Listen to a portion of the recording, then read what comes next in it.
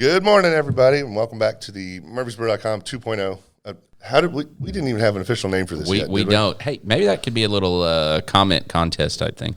We should. Yeah, that's a name the podcast. And whoever names it can be the next guest. Ooh. Oh, we should totally do that. What about that? Okay. You like it? All right. I like it. For those viewing, listening right now, we'll post about that later, more details. Yeah.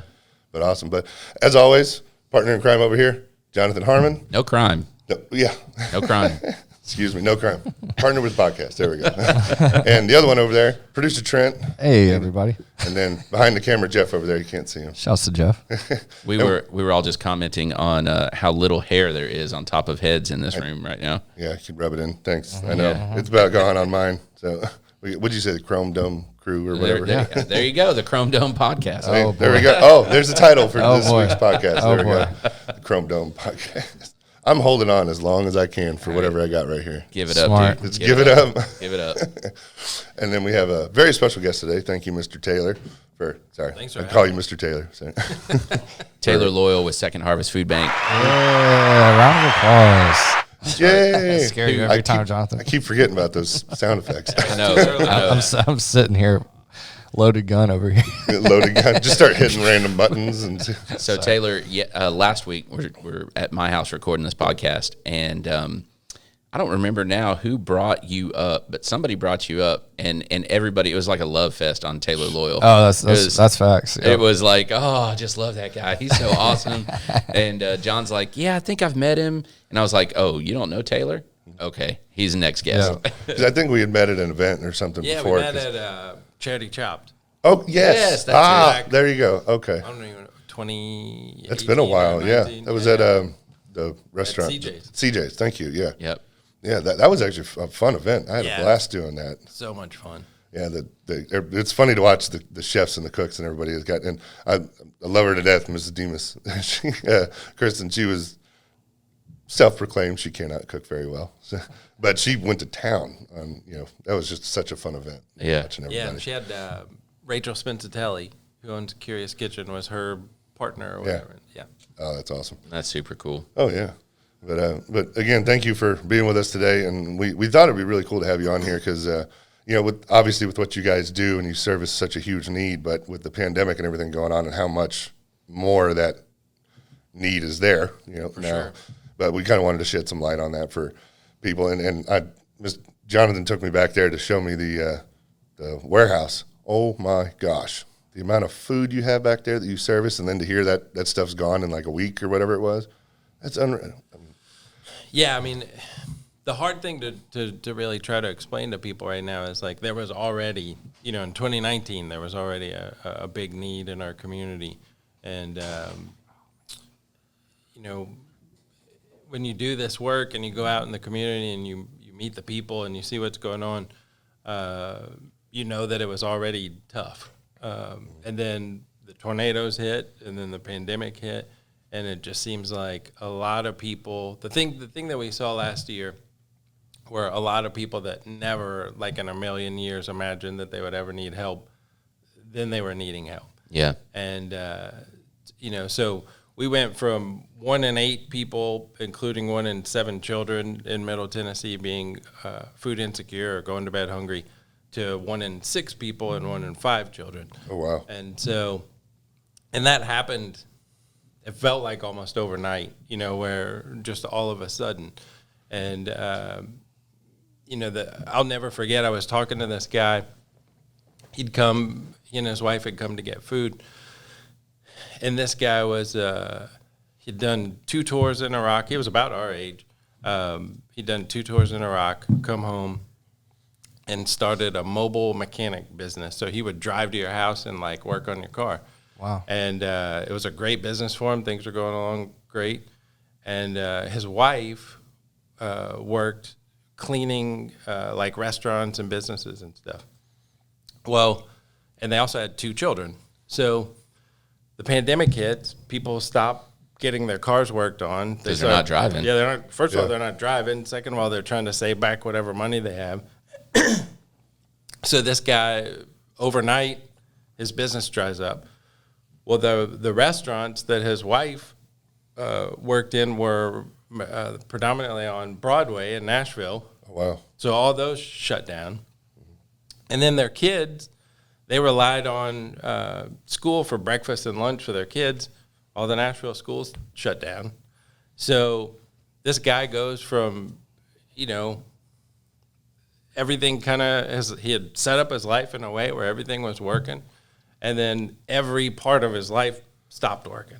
And it was so wild talking to him. Like when he was telling me about what was happening, he actually said, he goes, "It's like you see on the commercials," and it was like, in his mind, it was like, this is something that happens to other people. This doesn't happen to me. Like I did everything I was supposed to do. I did all the right things. I'm working hard. I served my country. I did all this stuff.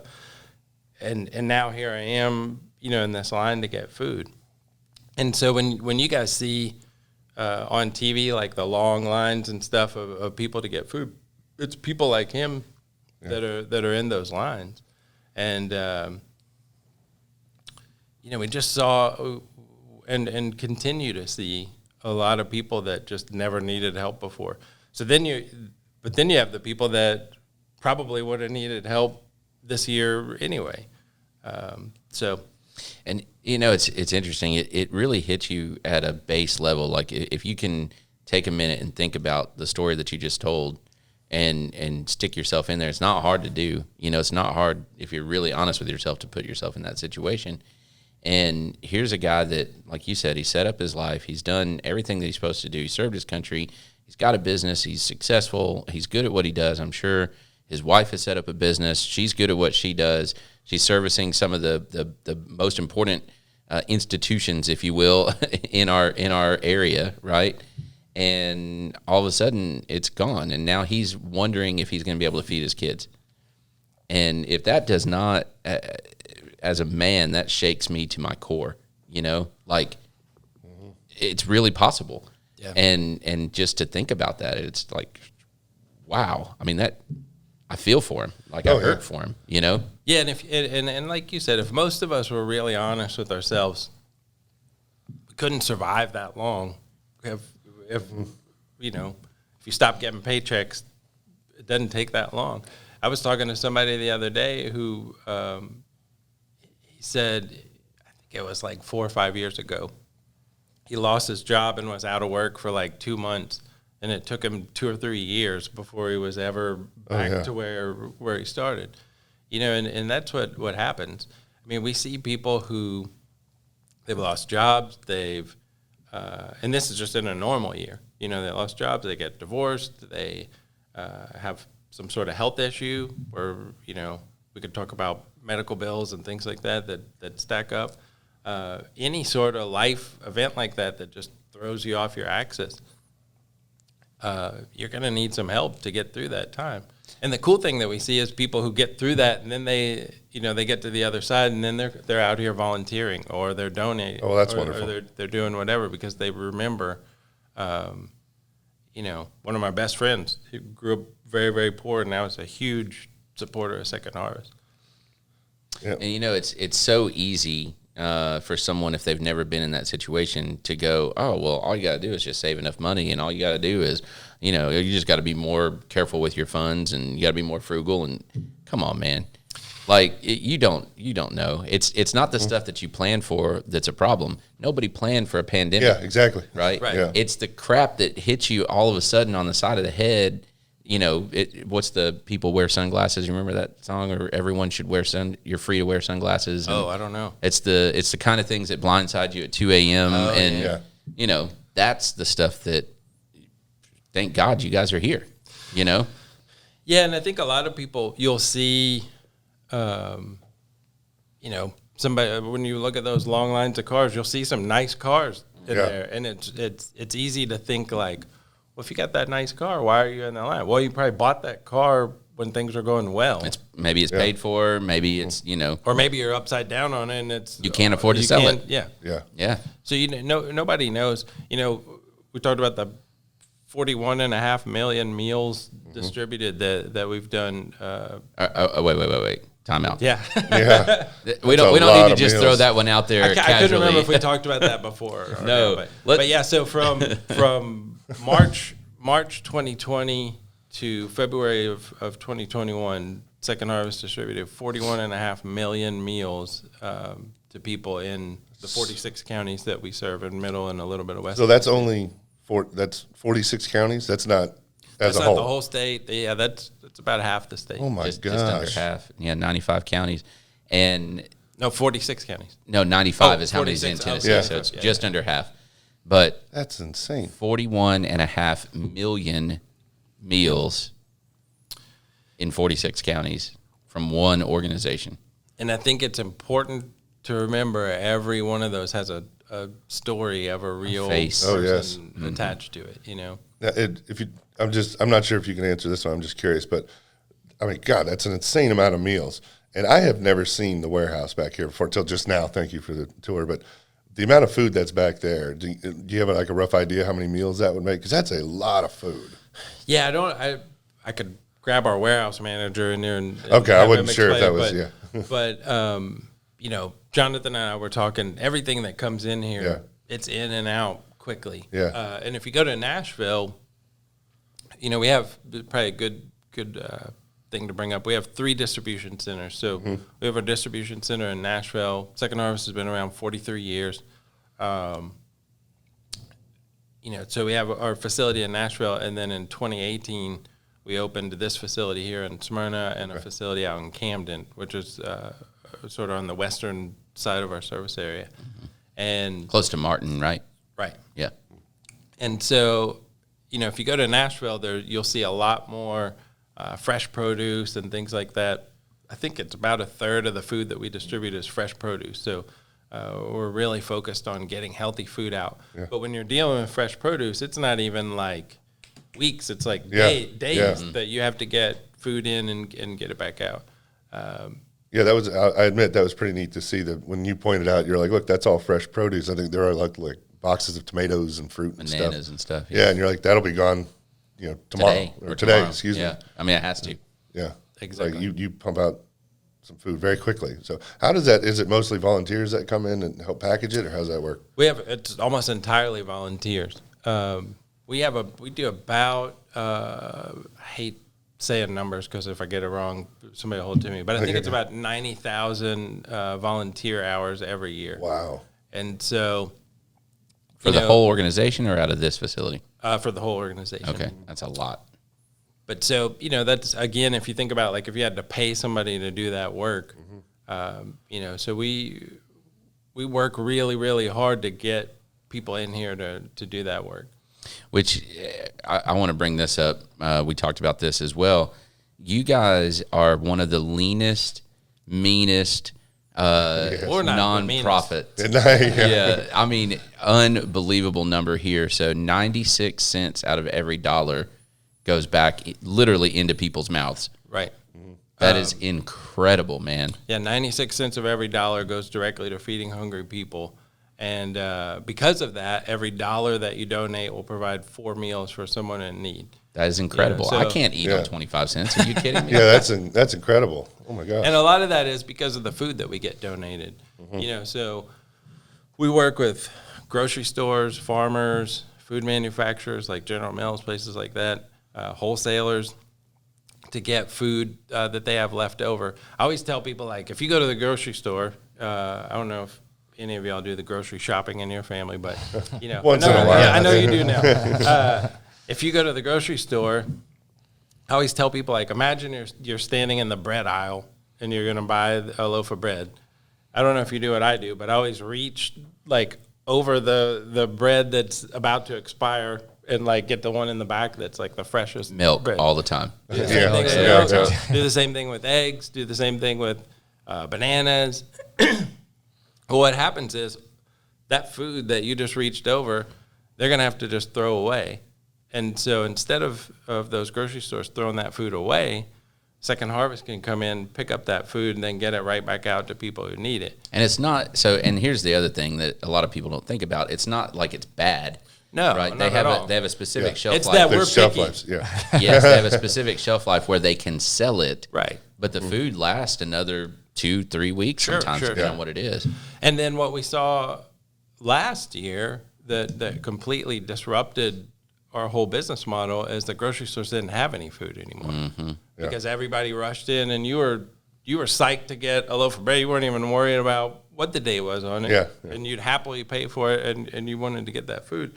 So in a time when we had more people than possibly ever before who needed our help, there was no food in grocery stores to go get. So we had to purchase more food than we've ever purchased before. And we always purchase food. Yeah. So is that where things like, I'm looking at the sign here, it says sponsored by the John D. Floyd Foundation. Is that where like those sponsorships come into play? Absolutely. Okay. And John Floyd's a great guy. Does a lot of stuff, as you said, this morning, all over the community. And it's funny, he and I actually sat in this conference room.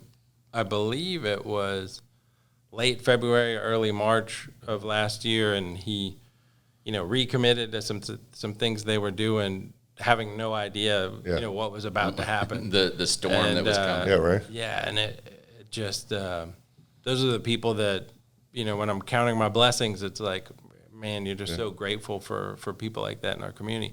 But I'm also grateful for people like, I've got a friend who he's become a friend through his support of Second Harvest, but he donated, I think it was, like in 2019, he was donating $100 a month.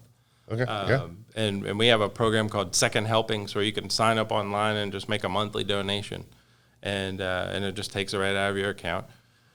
And he called me on Good Friday of last year and said, "Hey, I'm seeing what's happening here. I want to do more. How can I help?" And we had a long conversation. At the end of it, he goes, I'm gonna do $200 a month. That's what I'm gonna do." And so then a few months later, we were talking, and he goes, "Hey, did you ever adjust that so that it's $200 a month?" And I was like, yeah, we did. And he goes, "Oh, I didn't even notice. Just make it $300 a month." Oh, wow. And Wow.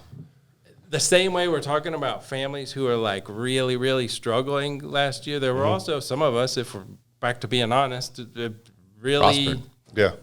either we're prospering or our paycheck stayed exactly the same, and we were probably spending less money. Right. Because we weren't going places and doing things or eating out or whatever. Well, just a quick thought on that. I think you said with the 96 cents on every dollar, that the 96 cents provides 4 meals, right?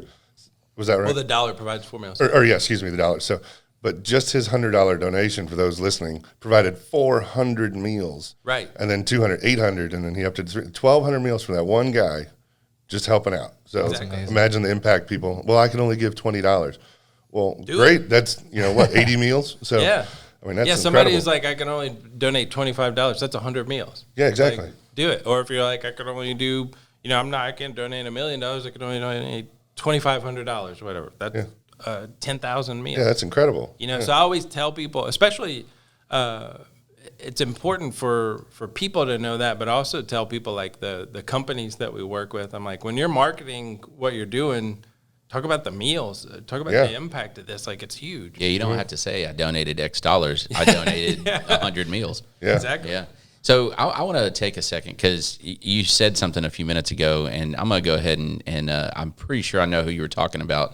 And if I'm wrong, just tell me. But you guys do another thing, and that's the pop-up, the markets. Mobile pantries. Mobile pantries, thank you. And I know Sean Kaplan. Yep. That's is that, exactly who I was talking about.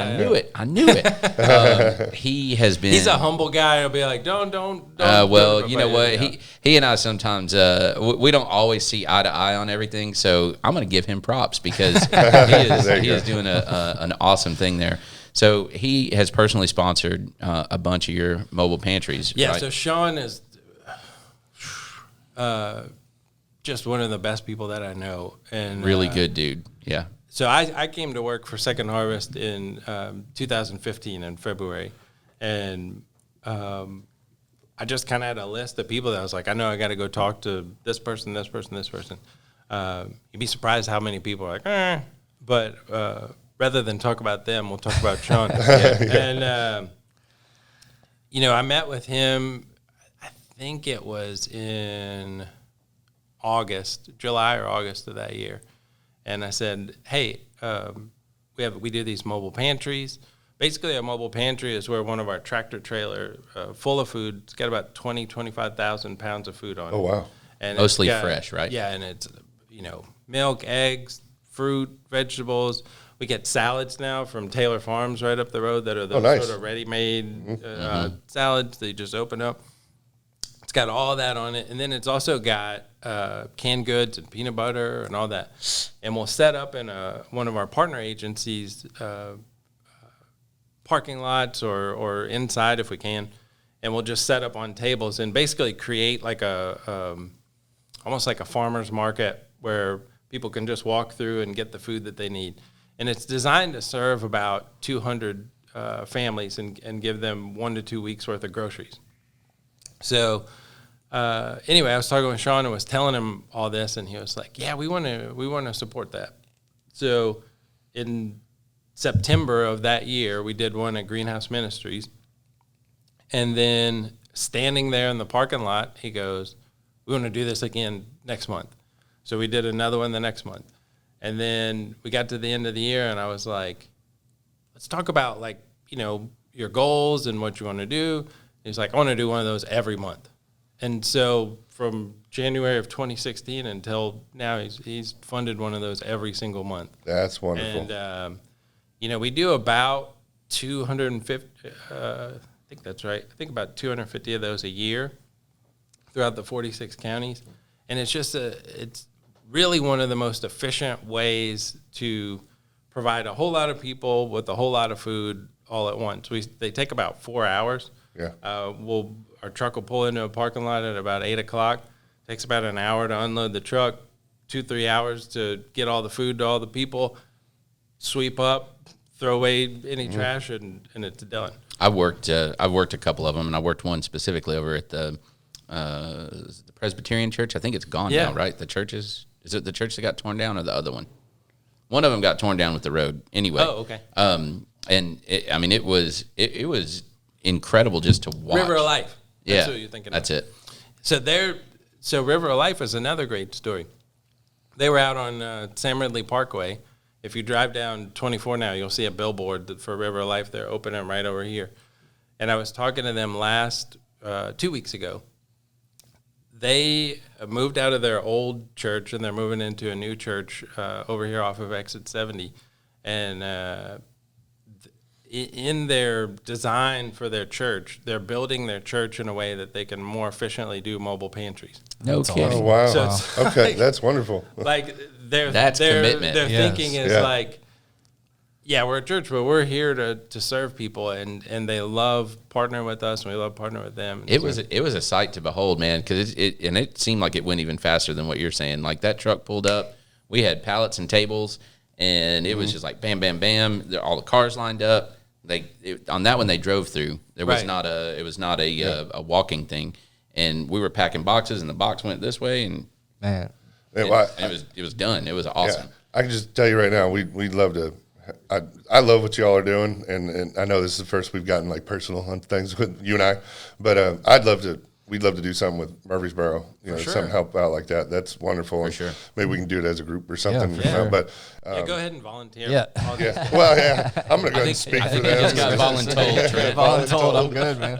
Or I just thinking out loud No, here. I'm good. But I would love to do something like that and help participate. That would be maybe we awesome. can help throw one or something.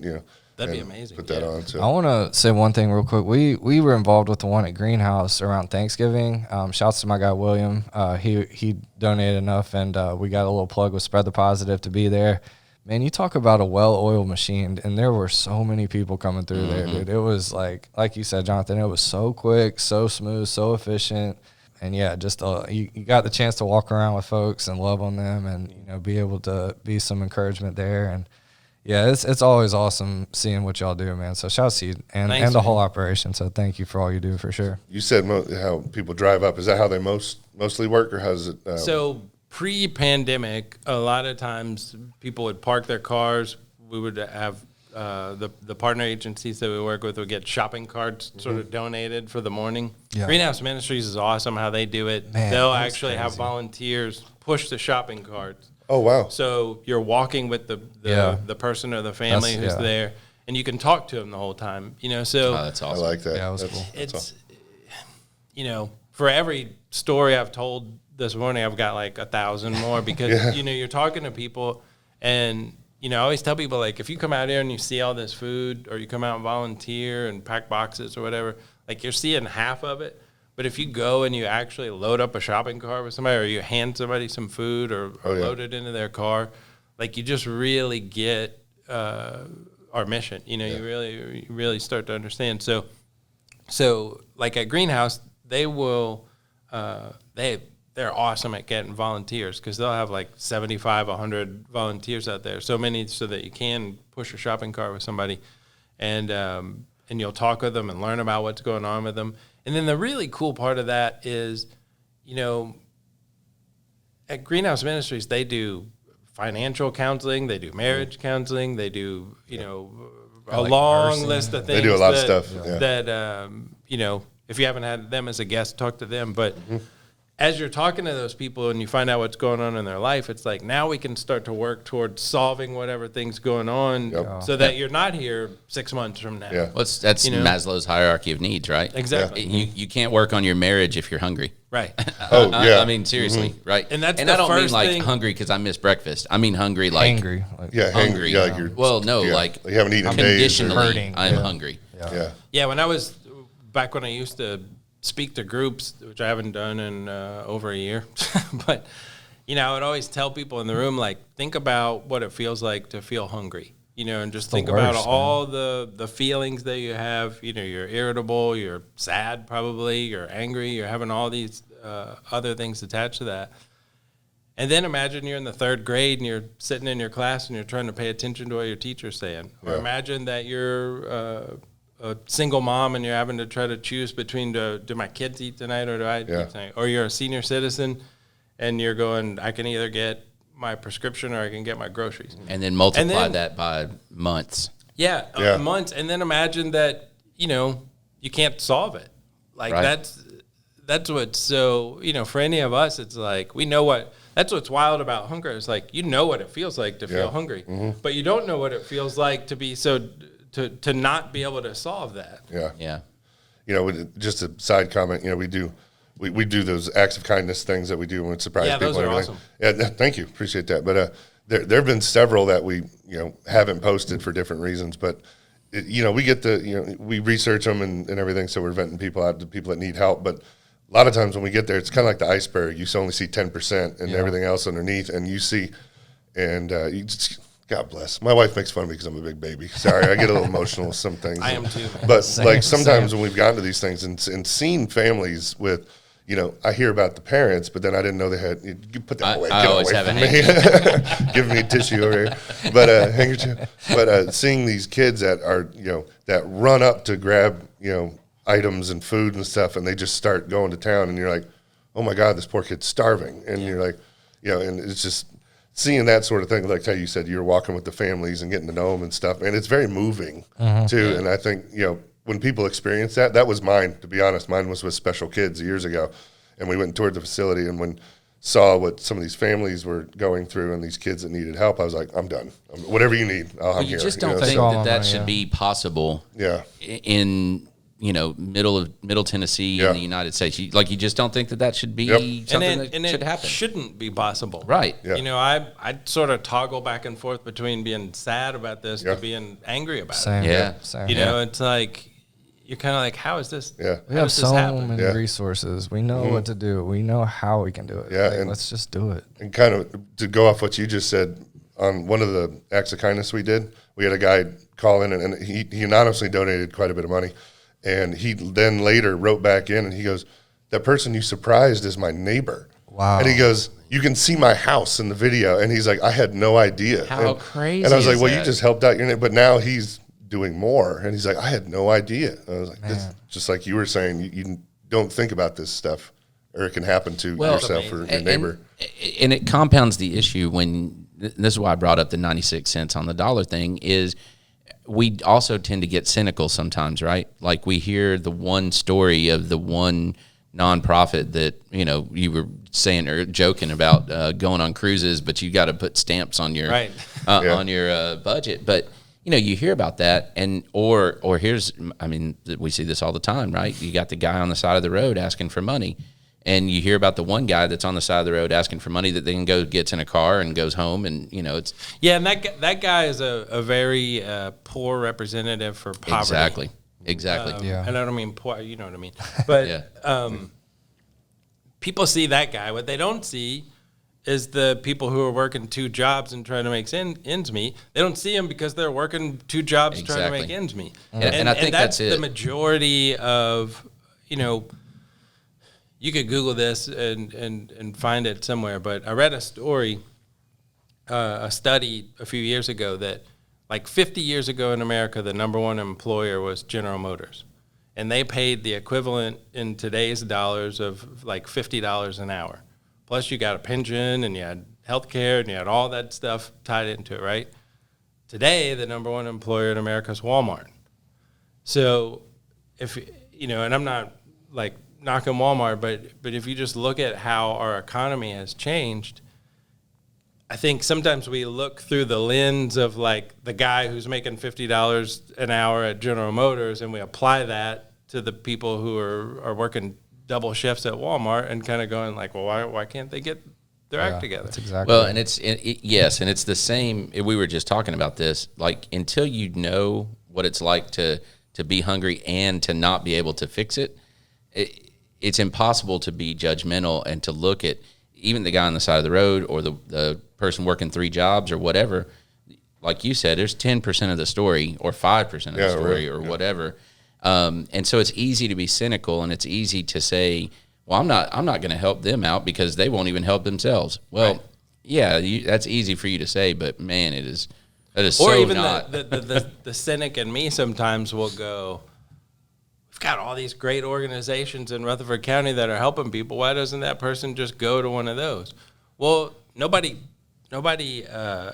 like trains and gets a degree in how to be poor, right? Like, so sometimes people don't even know, I know that because of the world that I'm in, but sometimes people don't even know where to go or where to start. I mean, what do you do? Ask. You go hand out a pamphlet to everybody that's poor and say, here you go. I mean, exactly. And then there's also so many people that we'll never see because they're, it's not an ego thing, but like they're too proud. I was just thinking that actually. Right. Yeah. Like for every 41.5 million meals distributed, we could have done even more, but people are just like, I'm not going to take that. And that's one thing you see at mobile pantries all the time is you'll say, hey, do you want some bananas? No, I don't really like bananas. Nobody in my family, I don't want to take them. Save those for somebody else.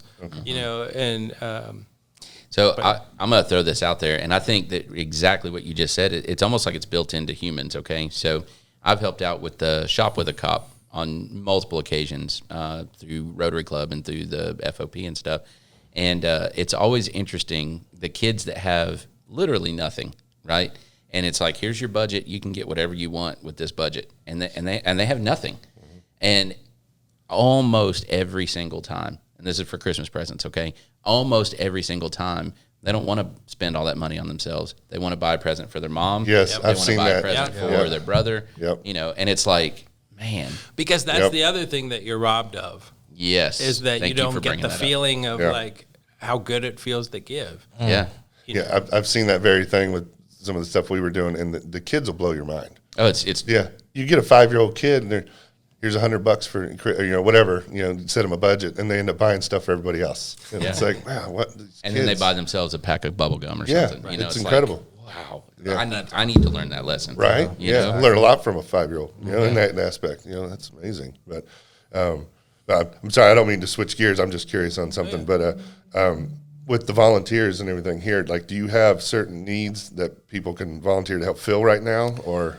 So one thing that's cool about Second Harvest, if you just go to our website, secondharvestmidtn.org. We'll put a link up for you. Awesome. There's a section on there you just click on called ACT, and it's got all of our volunteer opportunities on there. So you go in, and when you click on volunteer, you can create a profile for yourself. It literally takes 3 minutes to do. Okay. And then once you create that profile, you can click on a calendar, and it'll show you every volunteer shift Oh, neat. that's coming up probably for the next 6 months. Okay. And so then you can just click on those on the calendar and sign up. But shifts out here, we've been doing more lately. But we typically have 3, 4, 5 shifts a week. Okay. And they're 2.5 hours. You'll come out, go into our volunteer engagement center right here. Stephanie, our volunteer coordinator, will kind of walk you through like what you're going to be doing for the day. And then you just go straight in and volunteer. We play music and make it fun. And It's a blast. It turns into like a game. Yeah. Like you It try to does. beat the and it kind of record. becomes Yeah. a game. And then the cool thing is you get to the end of it and you'll go back into the volunteer engagement center, and Stephanie will tell you like how many boxes that you did or how many pounds of food that you did. Oh, that's neat. And so you'll walk out of here knowing like exactly how many people you're going to help. I like that. That's really Wear that's cool. closed-toed shoes, and Yeah. what else do they need to know? Closed-toed shoes. Right now, masks. We've got masks available if you don't have one. Hand sanitizer. Closed-toed shoes is a big thing. Yeah. Because Good we're in call. a warehouse. No flip-flops. We have Don't be doing that. right. a lot of That's risky. safety protocol. And Stephanie will always say like, "I'm a Tennessee girl. I love wearing flip-flops, but you gotta wear Yeah. closed-toed shoes." Yeah. I got you. Well, cool. Well, thanks for sharing all that. I was just curious because I'd like to come down and help out. I Yeah. think this is a wonderful operation you guys are doing. He can move a whole pallet himself. Yeah, right. You give me too much credit there.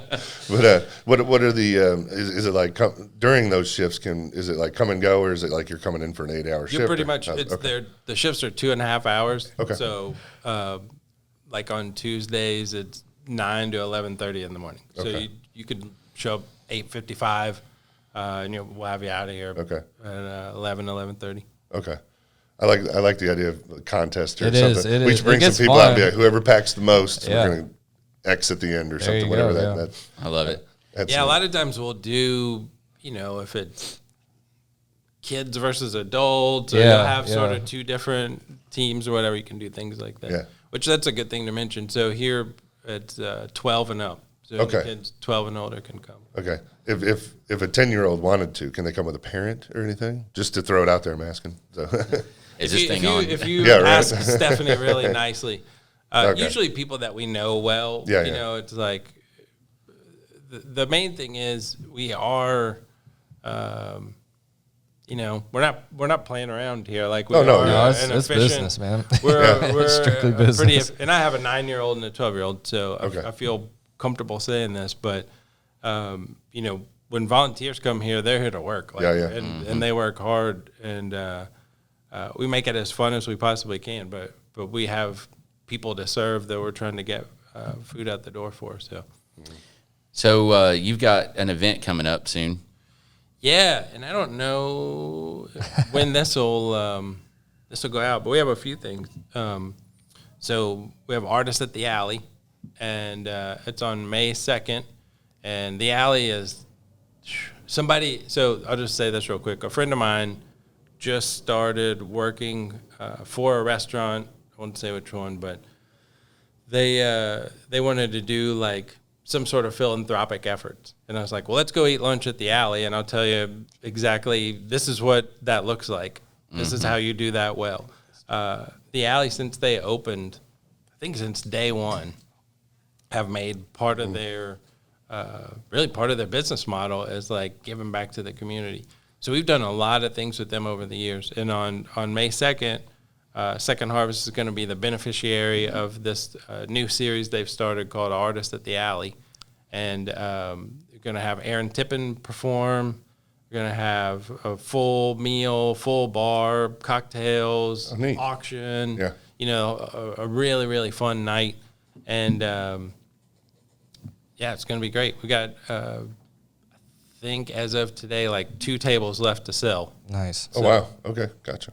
Yep. So he already spoke up. So Yeah, there you go. That's table. exactly why I threw that out. There you go. Yeah. Me and him may be going in on one. Yeah. There you go. We'll talk about that Yeah. off mic so Off that I mic. can get you committed. I got you. No, you're But yeah, good. we have that, and then we do an event every year in Nashville called Generous Helpings, which is pretty cool. We work with restaurants. You can Google that and find it. And then the air shows. coming up. Yeah. Which Oh, yeah. everybody's excited about. They've been really kind to us to make us a part of that every year. And what does that look like? Because that's a pretty cool thing too, right? Oh, yeah. It's so much fun. We'll have like a booth out there. I think when you purchase your ticket, you can make a donation to Second Harvest. It's going to be a really great event this year. The Thunderbirds, they were flying around a couple days ago. Yeah. They were already buzzing our There you skies. go. Yeah. I love when they come around. They're fun to Oh, watch. you and me too. Yeah. Ever since I was a little kid, love watching that. Sorry, We used man. to live close enough to the airport that like the whole week or a few days leading up to it, like our windows would shake and stuff. Oh, wow. Yeah, Really? Same You here. could walk out and just stand in the front yard and watch them. So much fun. Yeah, I had an opportunity one year when they came. I was actually something happened and I couldn't go, but they offered to take me up in one of the planes. Yeah, and I was like, "Why could I not do this?" I believe I would have canceled whatever. I know, right? Yeah, and it's just you know, I mean, like, sorry, I'm going up. yeah, I know. It was well, we were doing some post for him and things and helping him out, and the guy said, "Well, why don't we take you up and get a real life experience?" And I was like, "Oh my God, yes, please!" And life kind of got in the way at the moment, and I couldn't go. But Oh man. yeah, so I was like, "Oh man," I was like, "Come back, please." I'm still here. So we got some other community events. I know we're getting close to the end of our time here. So May 1st, so the day before that, we've got the line ball party at my house, the lively evening on Main. Tickets are still available for that through the Rutherford County Library System.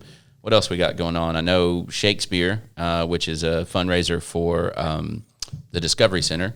Is Love the Discovery Center. Oh man, that place is fantastic. May the 15th, whatever that I Saturday don't is. know the date off the top of my head, but that's Whatever- always a fun event, though. Yeah, whatever that Saturday is, May the 14th, 15th, whatever it is. So that's a craft beer festival at the Discovery Center, mixed with not real Shakespeare, but Shakespearean type irreverence, shall we say? So anyway, that'll be a fun event. It's good to start having events again. Yeah, you know. Oh, yeah. So happy. Yeah, and of course Jazz Fest is coming up as well. So lots of fun stuff coming. Yep. You touched on all the ones I was going to hit Jazz Fest, so it's nice to have that one going still. Man, Yeah. and that's the same night as Lively Evening on Main. So you Yep. can come, support the library, get dinner, get drinks, and then stroll down Main Street Yep. and listen to some jazz I music. know because you're Let's right down go, the road man. from the That's square. It's gonna be So. sweet. It'll be awesome. It'll be a fun night. Oh yeah, for sure. Well, is there anything else you wanted to touch on? You got No, I think it's great. I just always tell people we need food, funds, and friends. yeah. So like Triple F. we could distill this whole thing Yeah. down to just Yeah. that's what we need. Back to the grocery stores and everybody that we work with, anybody who has, I've made really good friends with Taylor Farms over the years, and they've been awesome to us. The funds, 96 cents of every dollar donated goes directly to feeding hungry people, and then the friends you guys are doing right now. So, Well, I really want to touch on again, reiterate the whole, the 4 meals for the $1. So for those people that you're saying, well, I can only do $20, $25, that's 100 meals. So Yeah. here, donate that $25. Well, and help out. I'm going to say this because I know you won't say this, is that it feels good when you're in an organization and you have a food drive and everybody brings in canned food or rice-a-roni or whatever, right? That feels good, and it feels good to drop off a truckload of food here. But the reality is, if I were to go and spend even 50 cents per can of vegetables, which is, that would be cheap for me.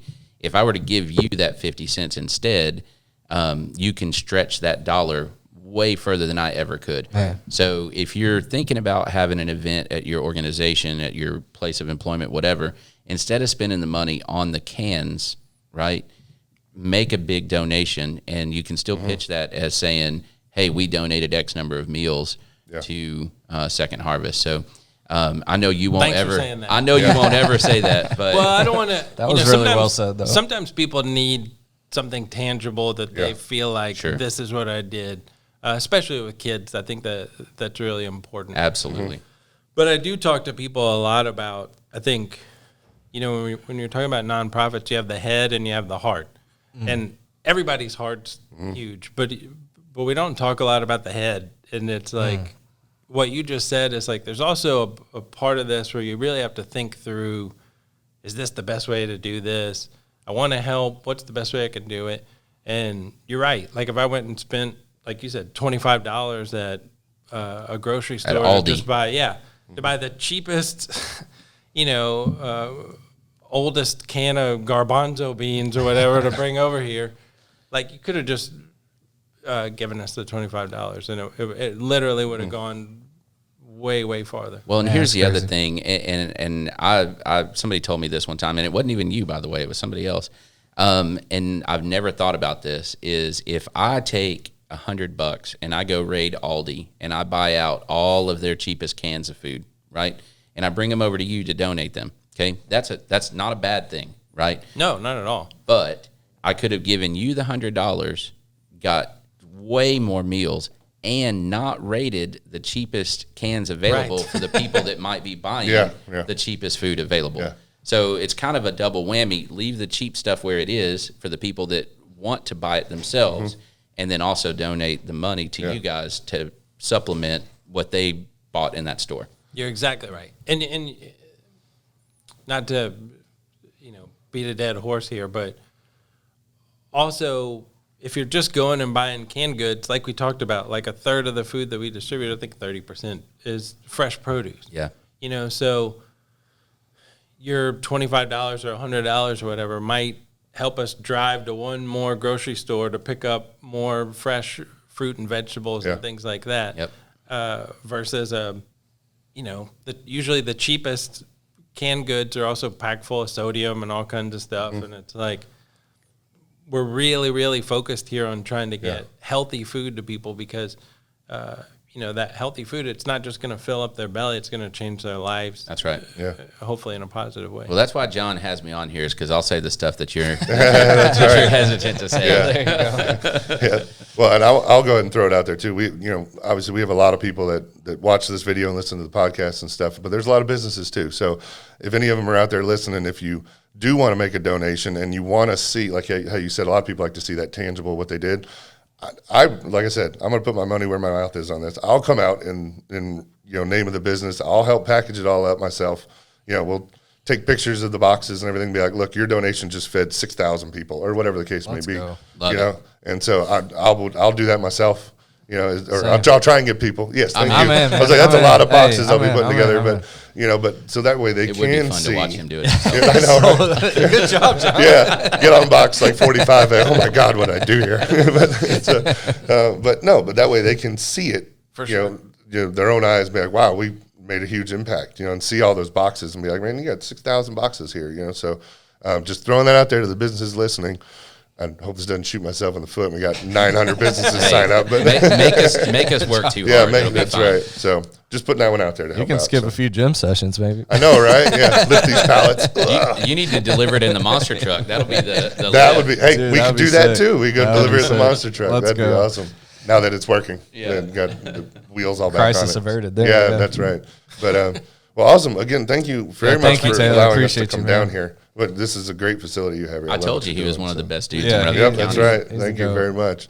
But last go round. Anything else you want to say? No, just thank you. All right, no problem. Well, thank you all for listening as always and watching. For those watching the videos out there, we appreciate it, and we'll see you all in the next one.